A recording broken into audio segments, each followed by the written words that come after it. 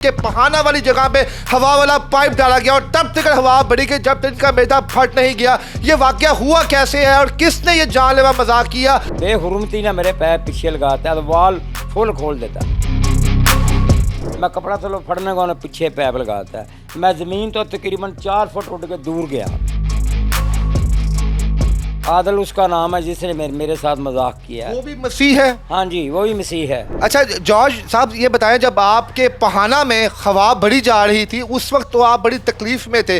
जिस्म के जो अज़ा थे उस वक्त उनकी क्या हालत थी? हालत बहुत खतरनाक सी। सेकंडा मिनटा जी मेरे अंदर वाला सिस्टम सब फट गया सर। डॉक्टर ने कहा कि दी पखाने वाली नाली फट गई और 2 अंतड़ियां होर फट गई ने, इहदे गुर्दे उत्ते चले गए। और वो नाली इनके पहाने के अंदर डाल के प्रेशर जब खोला गया तो सोचे वो चंद सेकंड भी जो थे वो कितने तकलीफ दे थे। और उस शख्स को अल्लाह पाक गारत करे जिसने ना उनकी उम्र देखी है ना कुछ देखा है। तो फैक्ट्री वालों से भी मेरी रिक्वेस्ट है कि कम से कम जब तक वो ज़ेरे इलाज है उनके लिए थोड़ी बहुत हेल्प ज़रूर करें। जी अस्सलाम वालेकुम नाज़रीन, मैं हूं आपका मेज़बान इर्तज़ा भट्ट और आप देख रहे हैं न्यू टीचर। हमारे साथ जॉर्ज मसीह मौजूद है। इनके साथ इंतहाई बेहुदा किस्म का मजाक किया गया। ये एक निजी फैक्ट्री में पिछले 20 साल से मुलाजिम है एज अ स्वीपर वहाँ पर, और वहाँ पर इनके साथ जो मजाक किया गया जब वो सुनेंगे तो आपके कान के पर्दे फट जाएंगे। इनके पहाना वाली जगह पे हवा वाला पाइप डाला गया और तब तक हवा बढ़ी कि जब तक इनका मैदा फट नहीं गया। ये वाकया हुआ कैसे है और किसने ये जानलेवा मजाक किया और अब इनकी सेहत कैसी है और को निजी फैक्ट्री वाले हैं वो इनके साथ कितना तावन कर रहे हैं। आइए तमाम कहानी जॉर्ज मसीह से पूछते हैं। जी अस्सलाम वालेकुम सर। वालेकुम सलाम। जॉर्ज साहब, आपकी एक्यूरेट उम्र कितनी है? तकरीबन 60 के लागे बागे। 60 के लागे बागे हैं। जहाँ पर आप काम करते थे इस फैक्ट्री में, वहाँ पर कितने सालों से काम कर रहे हैं आप? 16 साल से काम कर रहा हूँ। 16 साल से। वहाँ पर आप किस शोबे में थे, क्या काम करते थे वहाँ पे सीपर आप? काम करते हैं, स्वीपर बताया करते 100 थे? सीपर। ठीक है। तो ये जो वाकया पेश आया ये किस दिन पेश आया और जिसने किया वो शख्स कौन था? सर डेट तकरीबन 25 सी ते बरोज जुमा था। ठीक हो गया। टाइम तकरीबन 11:15 बजे था।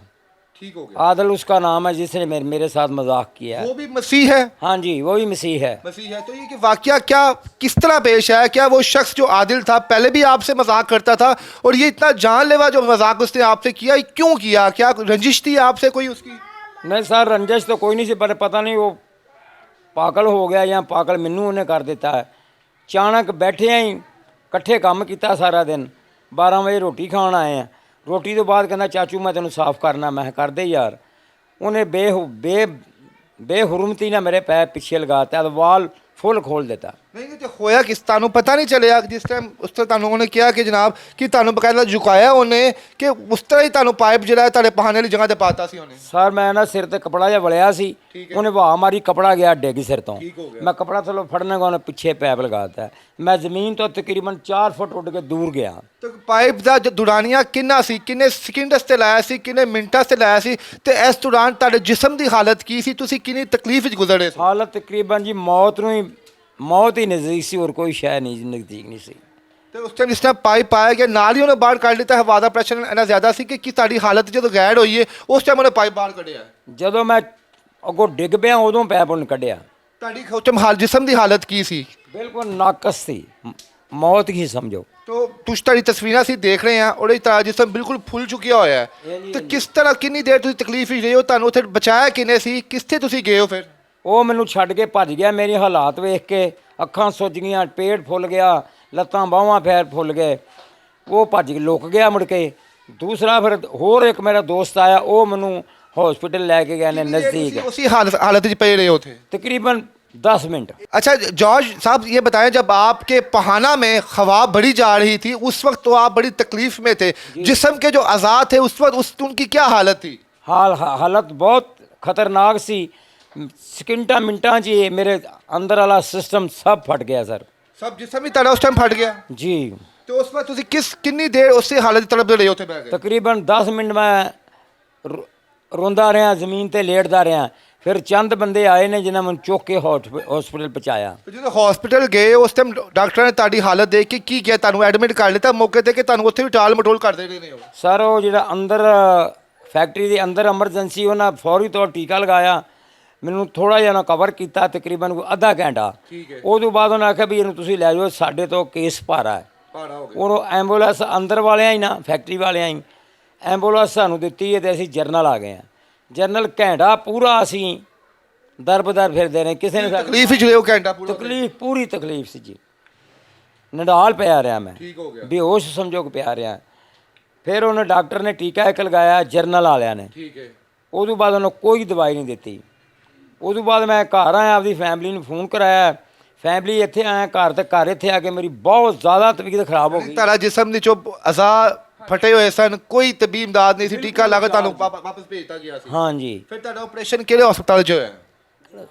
जनाब जनाब हाँ जी जनाब। तो जनाब वालों ने जब इनका ऑपरेशन किया है तो तब डॉक्टरों ने क्या कहा इनकी हालत देख के? डॉक्टर ने कहा कि दी पखाने वाली नाली फट गई और 2 अंतड़ियां होर फट गई ने, ਇਹਦੇ ਗੁਰਦੇ ਉੱਤੇ ਚਲੇ ਗਏ। यानी कि हवा के प्रेशर की वजह तो वो सब चीज़ डैमेज हो गई। ਵਜ੍ਹਾ ਤੋਂ ਨਾ ਗੁਰਦੇ ਜਿਹੜੇ ਨੇ ਨਾ ਆਪਣੀ ਜਗ੍ਹਾ ਤੋਂ ਦੂਸਰੀ ਜਗ੍ਹਾ ਇੱਧਰ ਚਲੇ ਗਏ ਨੇ। ਉਹਨਾਂ ਨੇ ਫਿਰ ਸਾਡੀ ਬਹੁਤ ਸਪੈਕਟ ਕੀਤੀ, ਬੜੇ ਡਾਕਟਰ ਇਕੱਠੇ ਹੋਏ, ਫੌਰੀ ਤੌਰ 'ਤੇ ਆਪਰੇਸ਼ਨ ਕੀਤਾ। कितने घंटे तक ऑपरेशन चलता रहा इन्हां दा? ਆਪਰੇਸ਼ਨ ਮੇਰਾ ਹਾਲ ਤਕਰੀਬਨ 7 ਘੰਟੇ ਤੱਕ। 7 घंटे। कितना खर्चा आया उत्थे फिर? ਖਰਚਾ ਤਾਂ ਅਸੀਂ ਕੀਤਾ ਹੀ ਨਹੀਂਗਾ ਯਾਦ ਕਿ ਕਿੰਨਾ ਆ ਗਿਆ। अंदाजन फिर तुम जिस तरह 10 ਪਰੇਸ਼ਾਨੀ ਸੀ ਨਾ ਬੇਟਾ, ਕੋਈ ਸਮਝ ਨਹੀਂ ਲੱਗੀ। लोगों को फड़ तड़ के ਹਾਂਜੀ ਹਾਂਜੀ। जॉर्ज मसीह साहब तारी तनख्वाह कितने सी कितनी है फैक्ट्री च? ਤਨਖਾਹ ਮੇਰੀ ਸਰ 37,000 ਰੁਪਈਆ। 37,000 रुपया सी। जी। फैक्ट्री ने ਤੁਹਾਡੇ ਨਾਲ ਕੋਈ ਰਾਬਤਾ ਕੀਤਾ ਹੈ, ਤੁਹਾਡੀ ਕੋਈ ਮਾਲੀ ਇਮਦਾਦ ਕੀਤੀ ਹੈ, ਤੁਹਾਡੇ ਪਿੱਛੇ ਪੁੱਛਗਿੱਛ ਕੀਤੀ ਹੈ, ਤੁਹਾਡੇ ਘਰ ਵਾਲਿਆਂ ਨੂੰ ਕਿਹਾ ਕੁਝ? ਵੈਸੇ ਉਹ ਆਂਦੇ ਰਹੇ ਨੇ, ਜਿੱਦਣ ਮੇਰੇ ਨਾਲ ਹਾਦਸਾ ਪੇਸ਼ ਹੋਇਆ ਉਦੋਂ ਉਹਨਾਂ 10,000 ਰੁਪਈਆ ਦਿੱਤਾ।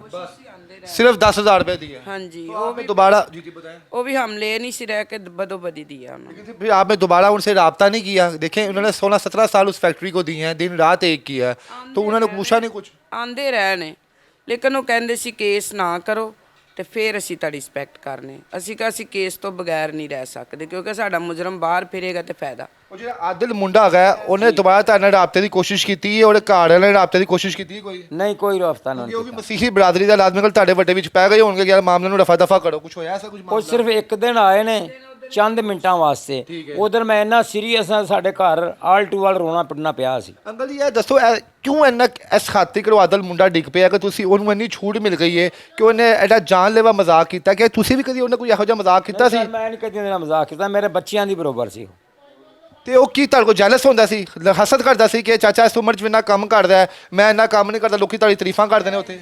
ਇਹੋ ਹੀ ਰੌਲਾ ਸਾਰਾ। ਲੋਕੀ ਤੁਹਾਡੇ ਕੰਮ ਦੀ ਤਾਰੀਫ ਕਰਦੇ ਸਨ ਉੱਥੇ? ਹਾਂਜੀ ਹਾਂਜੀ। ਮੈਨੂੰ ਤਕਰੀਬਨ आंधे बाबा जी बुजुर्ग बंदे ने काम तो अच्छा कर देंगे। जी नाज़रीन देखो यहाँ पे कि हसद कैसी चीज़ होती है कि ये बुजुर्ग जिनकी उम्र तकरीबन 60 साल है, 60 साल की उम्र में वो 25 साल के नौजवान से अच्छा काम करते थे। अब उस नौजवान ने सोचा इनको मैं जान से तो मार सकता नहीं, इनके साथ मैं ऐसा बेहुदा मजाक करूं कि खुद बाहू जनाब ये इस फैक्ट्री को छोड़ दे। और हुआ वही जो मजाक इनके साथ किया गया, अंतड़ियाँ फट गई, इनके गुर्दे जो हैं वो चिपक गए, बहाने वाली जो नाली है वो डैमेज हो गई, तकरीबन ये मौत की दहलीज पर अब पहुँच चुके हैं। अल्लाह पाक ने इनको ज़िंदगी दी है, लेकिन वो शख्स जो उसका मकसद था उसमें वो कामयाब हो गया।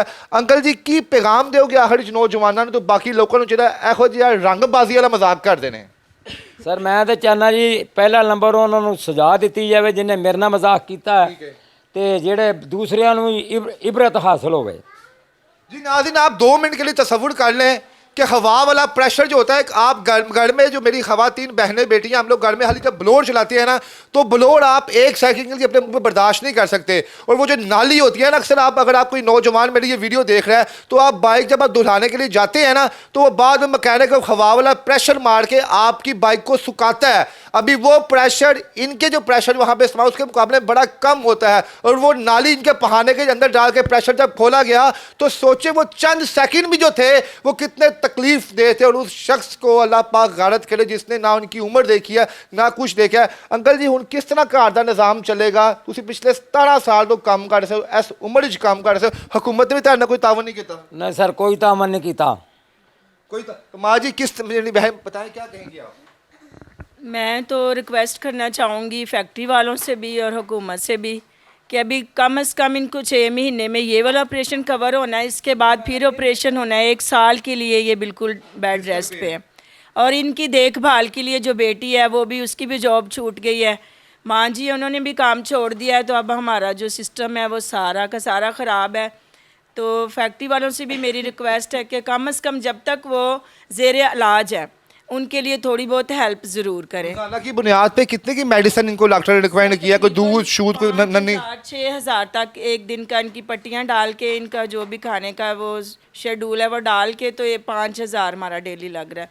जी जी बिल्कुल। जी नाज़रीन, मरियम नवाज साहिबा, शहबाज शरीफ साहब और आला हुक्मरान से गुजारिश है कि ये लोग पाकिस्तानी शहरी हैं। बड़ी बात है कि ये जनाब ये बुजुर्ग जो है 60 साल की उम्र में भी अपने बच्चों की कफालत कर रहा है। बस ये मजबूरी इसके सर पे आ गई कि बिस्तर के साथ लग गया है। खुदारा इस मौके पर इनके सर पर हाथ रखें, कम से कम और कुछ नहीं तो इनको ज़िंदा रहने के लिए जो 3-4 हज़ार रुपये रोज़ाना इनके ऊपर खर्चा आना है, कम से कम वो आप इस गरीब खानदान को दे ताकि वो अपने बुजुर्ग की जो है वो कफालत कर सके। और फैक्ट्री मालकान के नाम भी बड़ा खूबसूरत पैगाम दिया कि इस शख्स ने आपके लिए अपनी ज़िंदगी ज़ाया की है, 16-17 साल आपके लिए काम किया है, आप भी इसके काम की तारीफ करते थे और इस मौके पे इसको आप ही की ज़रूरत है। अपने मालका के नाम की पैगाम दियो अंकल जी। सर मैं तो चाਹੁੰਦਾ भी मालक मेरे ਨਾਲ ਕੋਈ ਹੈਲਪ ਕਰਨ, जिन्ने भी मेरे बजुर्ग ਉੱਥੇ ਲੱਗੇ ਨੇ ਸਾਰਿਆਂ ਦੀ ਹੈਲਪ ਕਰਨ, ਮੇਰੀ ਵੀ ਨਾਲ ਹੈਲਪ ਕਰਨ। ਮੈਂ ਬਹੁਤ ਗਰੀਬ ਬੰਦਾ ਹਾਂ, ਮੇਰੀ ਹੈਲਪ ਗਵਰਨਮੈਂਟ ਵੀ ਕਰੇ ਤੇ ਨਾਲ ਜਿਹੜੇ ਫੈਕਟਰੀ ਵਾਲੇ ਨੇ ਉਹ ਵੀ ਕਰਨ। जी मुझे उम्मीद है कि जब ये वीडियो चलेगी तो मालकान तक लाजमी पहुंचेगी। तो मालकान से गुजारिश है कि ये आपका बंदा है।